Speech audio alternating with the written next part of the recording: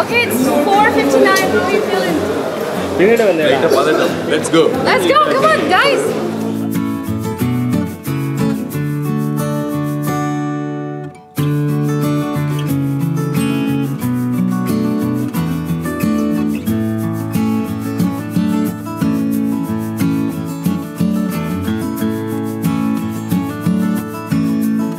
LKG பற்றி நம்ம பேசலாம்.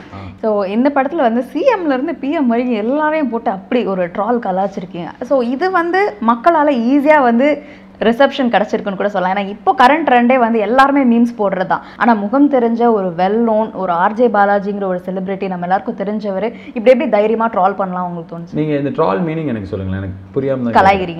கலாய்கிறீங்க. சரி, ஓகே. இப்போ நீங்கள் இந்த ட்ரெய்லரில் வந்து தெர்மாகோல் விடுறது இருந்ததுல, அது ரீக்ரியேஷனா இல்லைனா வந்து அதில் எக்ஸாஜரேட் பண்ணி அதை ஆட் பண்ணியிருக்கா? நீங்கள் சொல்லுங்கள். நோ. ஸோ இது கலாய்க்கிறதுலாம் கிடையாது, இல்லை நடந்ததை காமிக்கிறது. அதுதான் நான் சொல்ல மீன் பண்ணேன். என்ன நடக்குதோ என்ன நடந்ததோ நடக்கிறத காமிச்சது தான் இந்த படமே தவிர நான் வந்து சினிமா ரிவ்யூ பண்ணும்போது சொல்லியிருக்கேன். நீங்கள் ஆபாசமாக ரிவ்யூ பண்ணியிருக்கீங்க. என்ன அந்த இடுப்பு கீழே டிங்னு ஒரு சொல்ல நான் சொன்னேன். அந்த டைரக்டர் எல்லாம் ப்ரொடக்ஷன் ஹவுஸ் என்ன கேட்கும்போது சொன்னேன், சார் உங்கள் படத்தில் ஒரு அண்ணன் வந்து செத்துட்டான், உடனே தம்பி போய் இடுப்பை கிள்ளனோன்னா அந்த ஹீரோயினுக்கு தம்பி மேலே லவ் வந்துடுது அப்படி சொன்னேன்.